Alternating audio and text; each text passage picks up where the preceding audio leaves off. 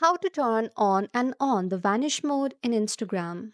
To do that, first of all, make sure that your Instagram is installed and updated to its latest version so that you will know about the new features in Instagram.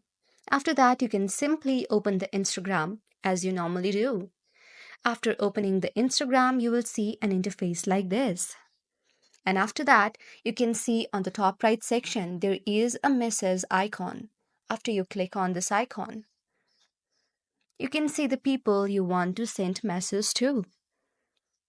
After tapping on the person you want to send message, now, after scrolling your screen to upward, the vanish mode will be turned on and you can type any message here and send it to the person.